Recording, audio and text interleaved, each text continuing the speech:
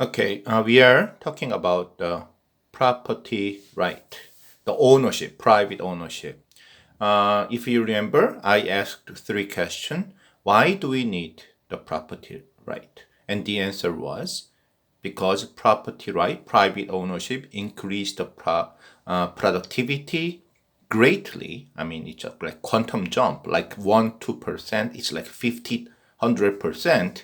That's why we have to have it. I mean, if you compare North Korea and South Korea, I think the most important difference between those two countries, North Korea doesn't have the property right, South Korea has. And if you look at the gap between those two countries economically, you can understand why we need property right.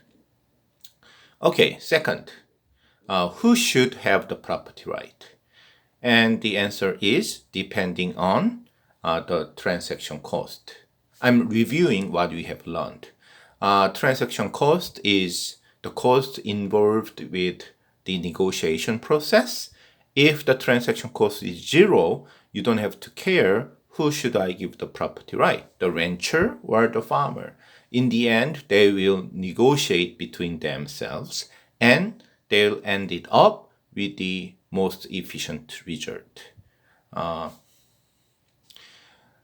However, if there is a transaction cost involved bigger than zero, then the answer is not.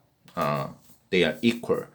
Giving the property right to the farmer, giving the property right to the rancher, they would end up with different result.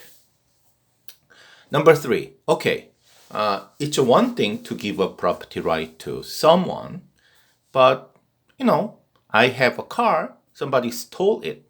Then what's the meaning of having a property right? Even though the government says you have this, Professor Han, you are the owner of this, but so many people coming in and took it away, and I have no way to catch them up. So when the government says someone, Professor Han, has a property right, that should imply that if someone violates the property right of Professor Han, the government would do something.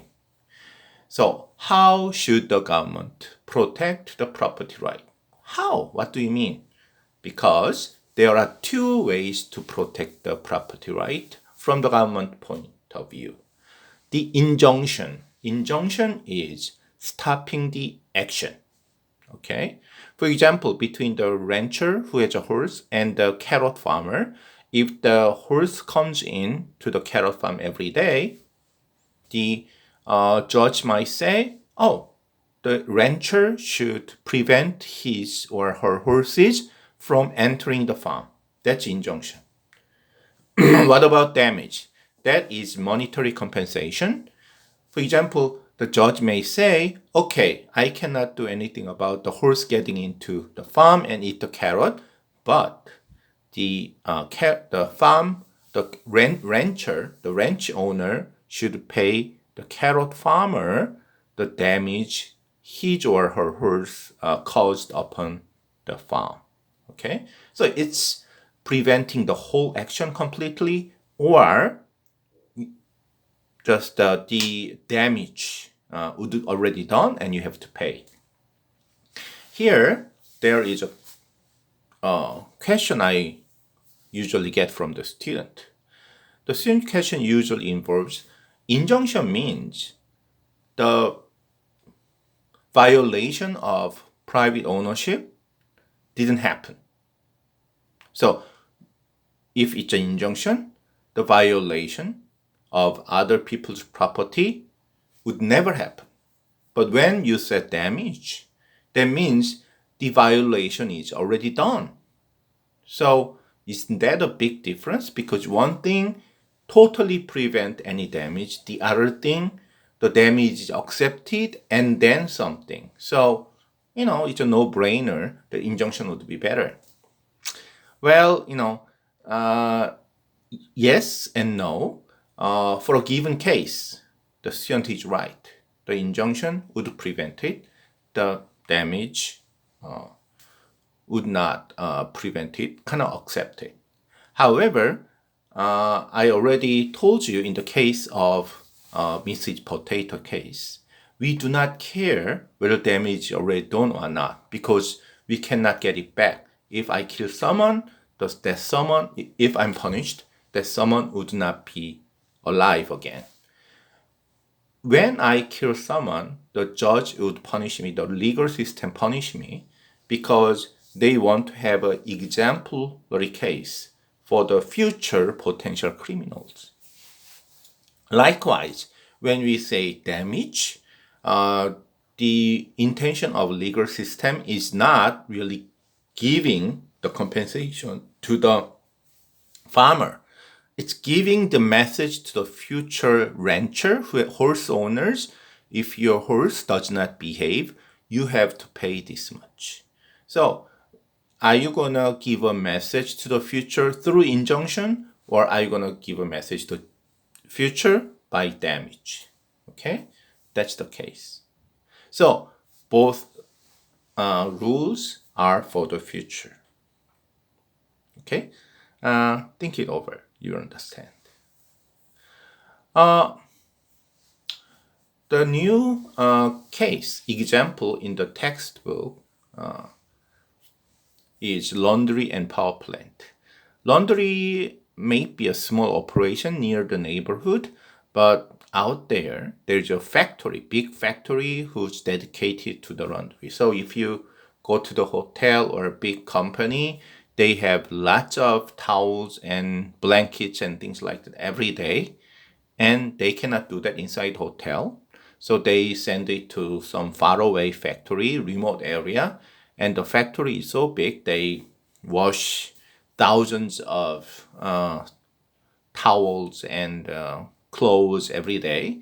And they send back to the all hotels and neighborhood laundry shops and things, laundromat and things like that. Power plant is electric power plant, I meant. And the assumption is these two factories locate to each other, but it's in the middle of nowhere because I want to avoid the complications.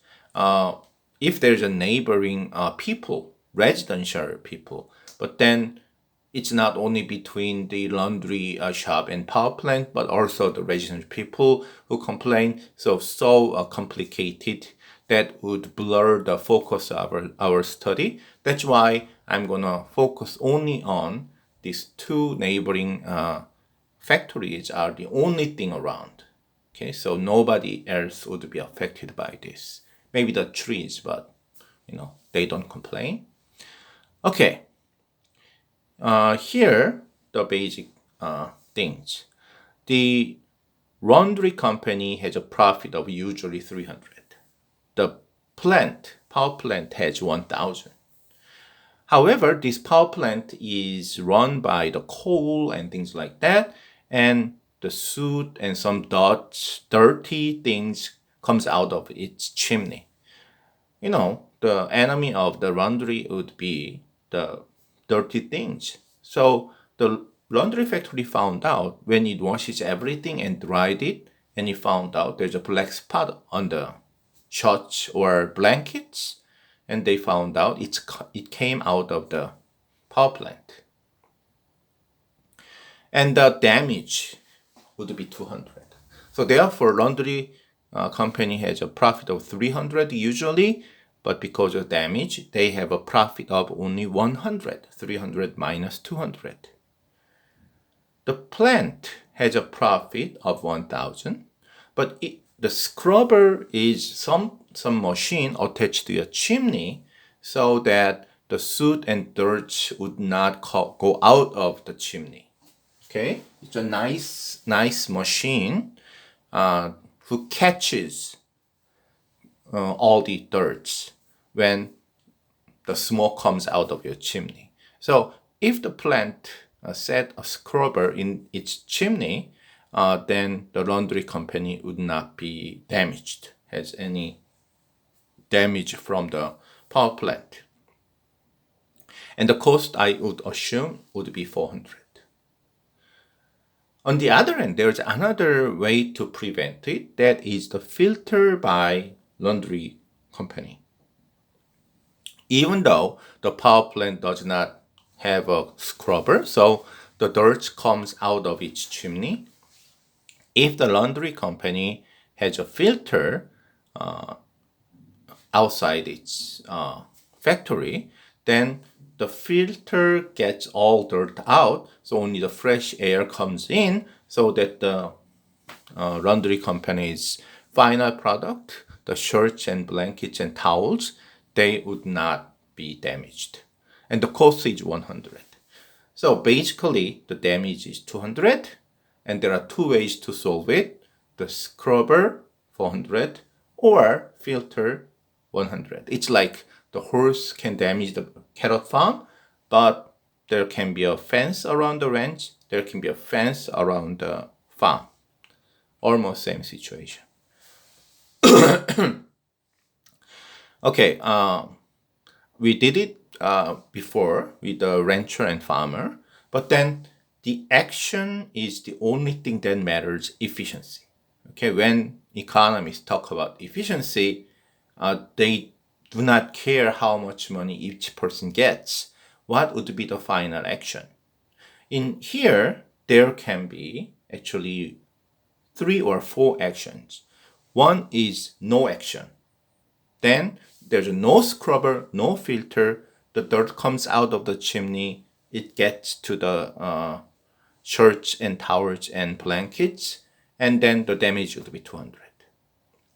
If the power plant set a scrubber at the top of its chimney, the cost is 400, but no damage would be done to the laundry company. Okay? Third is a filter. If there's no scrubber, but if the laundry company set a filter, when it dries and everything inside each factory, only the fresh air comes in through the filter, then it costs only 100. The first one is kind of shocking, but the plant can shut down. Of course, the plant used to make 1,000, it shut down. The socially damaged would be 1,000. But then, nobody produce any dirt, soot anymore, so problem would be solved. Obviously, the socially most efficient answer would be the filter, because 200, 400, 100, 1,000, by far the 100 cost to the society is best and it's efficient. Okay? So once again, we always look at the action and efficiency. And then next is, how can we reach there, arrive to that efficiency, arrive to that action through rules? Okay? There are 2 rules, as I said, the damage and injunction. We look at them one by one. The damage, as I said, monetary compensation. P means plant, L means laundry. The power plant should pay 200 to the laundry factory because the damage was 200. Okay, it's done. But the power plant thought, okay, instead of paying him 200 every day, I may negotiate with the owner of laundry company. And he offers, can I pay you 150? And probably the laundry company would accept. Look at this green equation. 200 is what the power plant would pay to the laundry company without negotiation. Okay, if the power plant never negotiate the laundry company, it just pays 200 every year. Okay, what is 100? The laundry company can set a filter so that its product would not be damaged by the smoke out of the power plant chimney. Okay, so the thing is, the laundry company, if power plant pay him or her more than 100, why not? I will set a filter.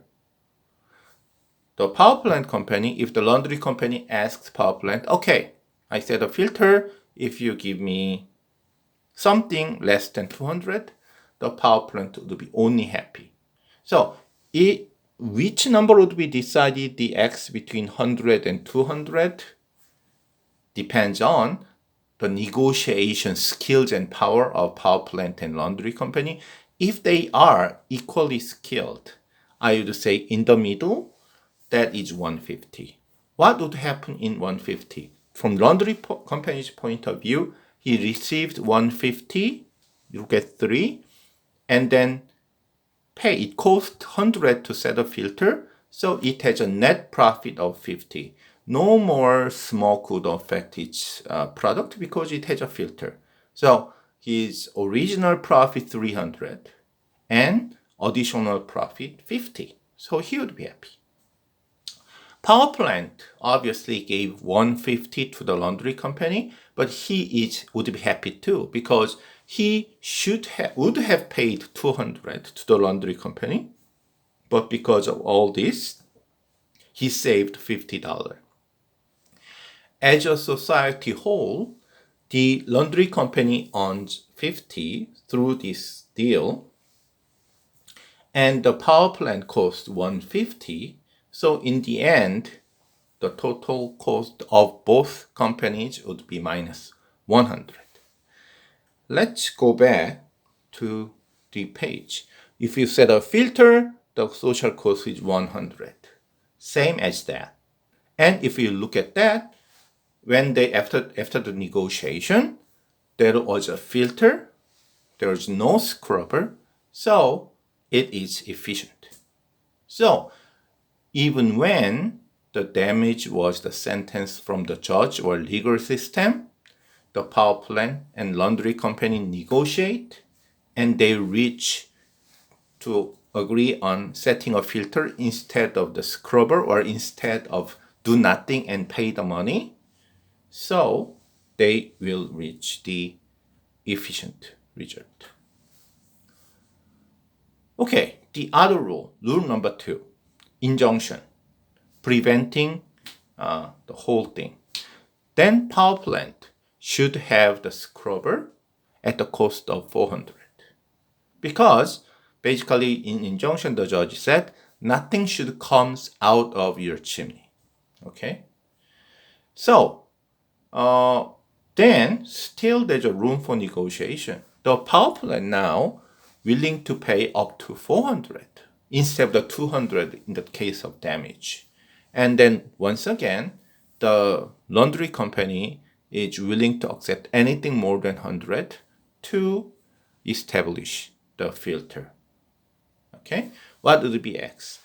It can be the same thing 150 before, but now the room is bigger, 400, 100. So if the laundry company and power plant has the same negotiation power, skills, usually it gets in the middle, which between 100 and 400, that is 250. So let's assume, okay, it doesn't have to be all the time.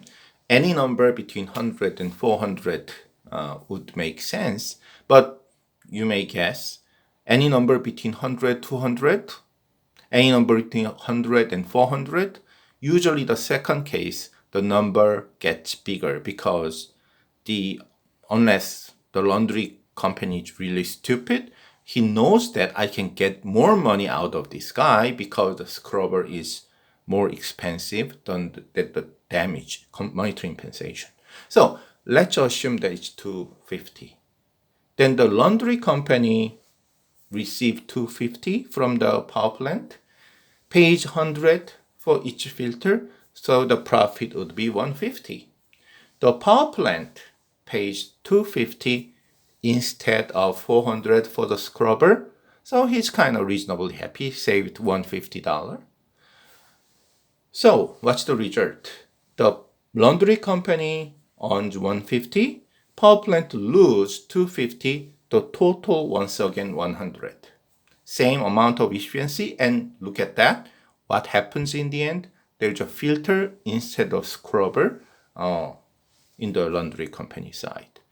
So if you go back, we have four actions, and we know that whatever the things happen in the middle, in the end, we want to see the filter because that is most efficient, least cost case. If it's a damage, yeah, they ended up by negotiation with a filter with a social loss of 100. In this case, laundry 50, power plant negative 150. Injunction, once again through negotiation, they reached on the agreement to have a filter established, and then the total would be negative 100. So once again, it's efficient.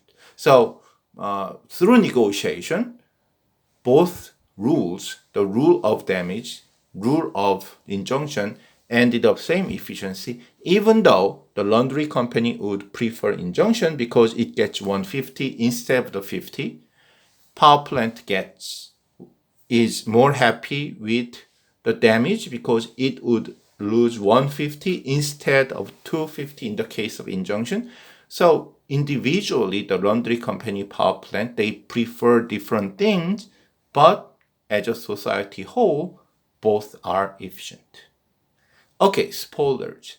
Before I end the class today, these things once again assume all the negotiations are smooth and costly. In other words, transaction cost is zero. That is key. So in summary, if the transaction cost is zero, so negotiation is free, both rules, the damage and injunction, has the same effect. Both of them are efficient, and if you're a judge, you don't have to worry about it. What if the transaction cost is not zero, bigger than zero? We are going to continue next class.